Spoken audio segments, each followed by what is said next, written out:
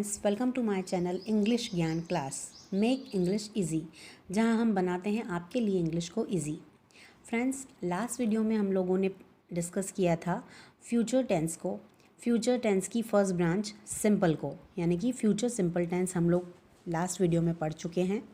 अभी आज का जो हमारा नया टॉपिक है वो है future continuous tense. Future continuous tense start करने से पहले मैं बोलना चाहूँगी कि आप मेरा फ्यूचर सिंपल वाला जो वीडियो है, जो कि लास्ट प्रीवियस वीडियो है, उस वीडियो को प्लीज़ देख लीजिए ताकि आपको फ्यूचर टेंस की ये जो अभी वाली ब्रांच है, सेकंड ब्रांच, इसके रूल्स और सारी चीज़ें अच्छे से समझ में आएँ, क्योंकि सारे जो हैं वीडियोज़ मैं आपको पहले ही बता चुकी हूँ इंटरकनेक्टेड हैं। और साथ ही साथ मैं एक बार आपको ये भी बोलना चाहूँगी कि अगर आपको मेरे वीडियोस पसंद आ रहे हैं और आपको मेरा टेंसेस पढ़ाने का तरीका और सारी चीज़ें समझ में आ रही हैं, तो प्लीज़ इसे लाइक करें, मेरे चैनल को लाइक करें और सब्सक्राइब भी करें साथों साथ, ताकि आप लोग मेरे चैनल पे बने रहें और उनकी नोटिफिकेशंस आपको हमेशा टाइम से मिलती रहें। इसके लिए आप बेल आइकन को ज़रूर प्रेस कर दें और अपने फ्रेंड्स के साथ और उन सब सारे लोगों के साथ जिनके लिए टेंसेस बहुत मुश्किल हैं, और मेरे हिसाब से अब जब जिस हिसाब से तरीके से मैं पढ़ा रही हूँ और जिस तरीके से स्टेप बाय स्टेप मैं आपको सारी चीज़ें एक्सप्लेन करती आई हूँ और कर रही हूँ, मुझे लगता है और मुझे पूरी उम्मीद है कि आप लोग को टेंसेस समझ में आ गए होंगे, आ रहे होंगे। तो उनके साथ ये वीडियो प्लीज़ शेयर करें। तो इसके बाद हम लोग ज़्यादा टाइम नहीं ख़राब करेंगे और हम लोग अपने टॉपिक की तरफ बढ़ते हैं, जो कि आज का हमारा टॉपिक है, वो है फ्यूचर कंटिन्यूअस टेंस। तो चलिए शुरू करते हैं future continuous tense. Future continuous tense, ये जो हमारा कंटिन्यूअस ब्रांच है, फ्यूचर टेंस का सेकंड ब्रांच कंटिन्यूअस के नाम से उसको हम बोलते हैं, उसको फ्यूचर कंटिन्यूअस टेंस बोलते हैं हम। अभी इसकी आइडेंटिफिकेशन हम लोग देखेंगे कि क्या होती है। तो क्योंकि मैं फिर से आपको ले चलूँगी थोड़ा पीछे, प्रेजेंट और पास्ट में जो हम पढ़ चुके हैं। प्रेजेंट में जो आपका कंटिन्यूअस में आइडेंटिफिकेशन होता था वो रहा, रही, रहे प्लस है होता था, क्योंकि प्रेजेंट है, आज में जो चीज़ है उसके लिए बात होती थी। और पास्ट में जो होता था आपका रहा, रही, रहे प्लस थे होता था, क्योंकि कोई काम पास्ट में कंटिन्यू था, पास्ट में शुरू हुआ था और अभी वो कंटिन्यू है पास्ट वाला काम, तो उसमें भी रहा, रही, रहे प्लस था आता था। और अभी क्योंकि ये फ्यूचर टेंस है तो हमने फ्यूचर सिंपल में पढ़ा था, इसकी आइडेंटिफिकेशन गागेगी प्लस है, हिंदी के सेंटेंसेस में आपको इस तरह के वर्ड्स मिलेंगे। तो अभी इसकी आइडेंटिफिकेशन होगी रहा होगा, रही होगी और रहे होंगे। कुछ एग्जांपल्स दे देती हूँ जिससे आपको ये समझ में आ जाएगा बहुत अच्छे से।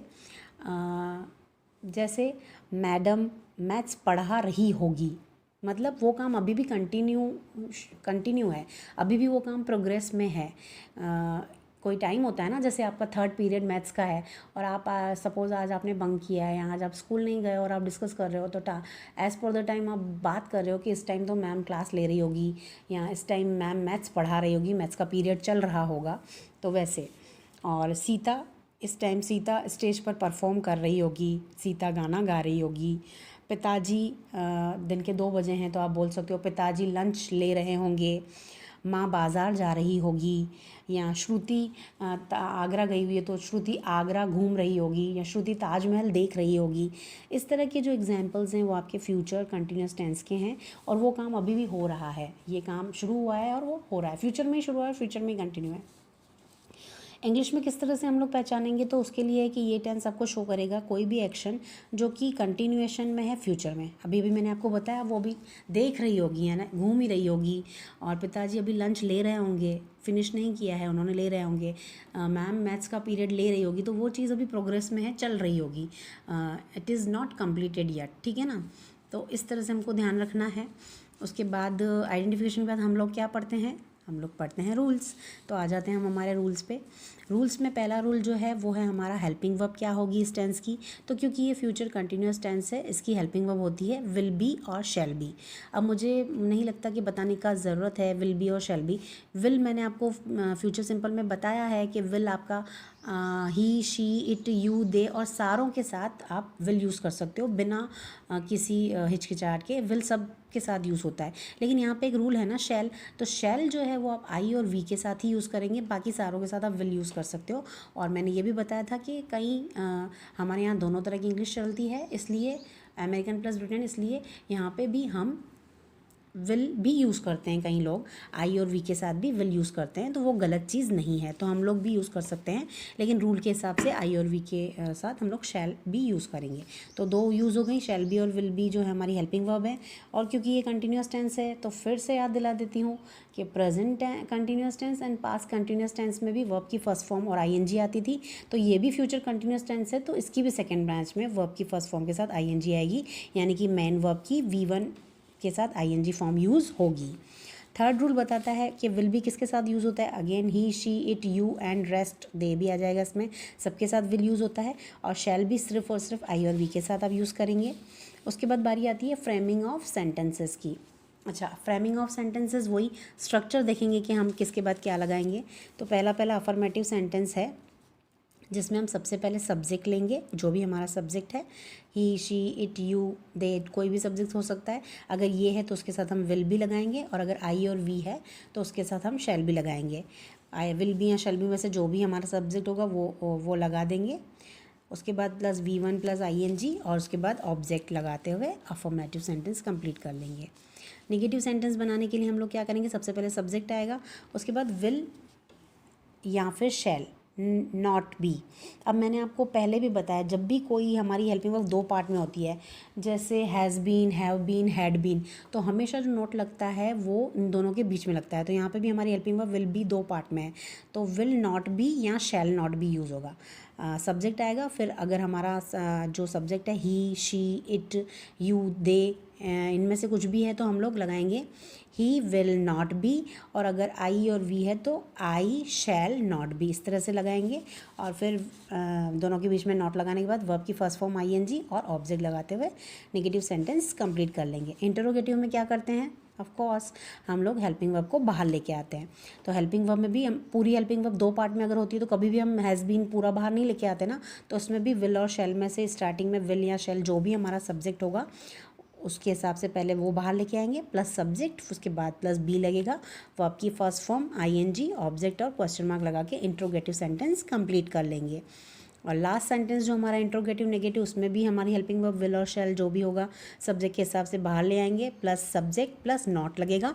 नॉट हमेशा बी से पहले लगेगा, जिस तरह से बीन से पहले नॉट लगाते हैं वैसे ही है, प्लस वर्ब की फर्स्ट फॉर्म और ING प्लस ऑब्जेक्ट और प्लस क्वेश्चन मार्क लगाते हुए हम हमारा इंट्रोगेटिव नेगेटिव सेंटेंस भी कंप्लीट कर लेंगे। तो गाइज़ यहाँ पे मैंने आपको बता दिया फ्रेमिंग ऑफ सेंटेंसेस का जो हमारा स्ट्रक्चर रहेगा वो किस तरह से रहेगा।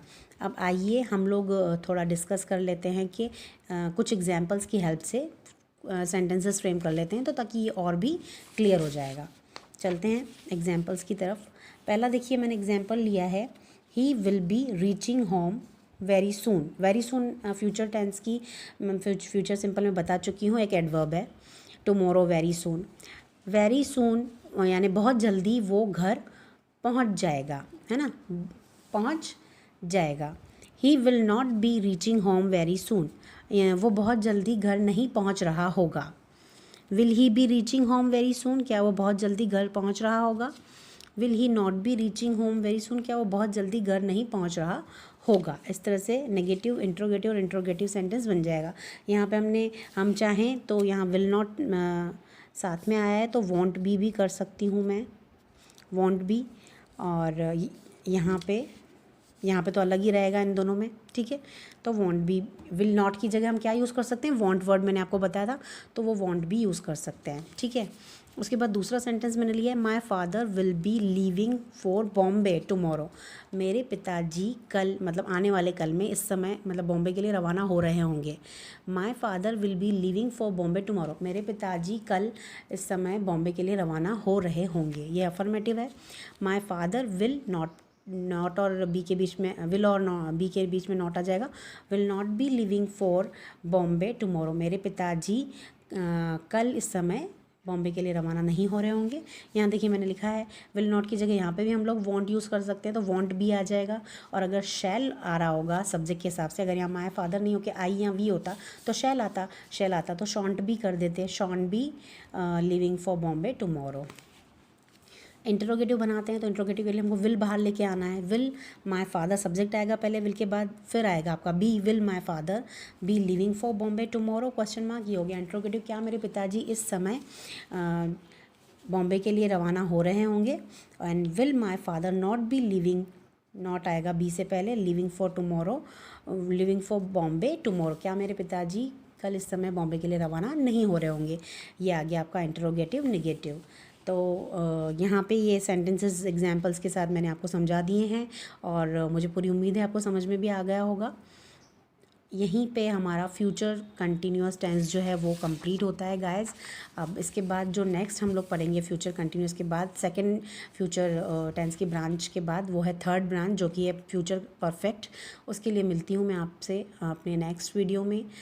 तो प्लीज़ तब तक आप बने रहिए मेरे वीडियो में, इंग्लिश ज्ञान क्लास देखते रहिए मेरा चैनल और इसे लाइक शेयर एंड सब्सक्राइब करते रहिए। मिलती हूँ नेक्स्ट वीडियो में। Thank you so much guys for watching.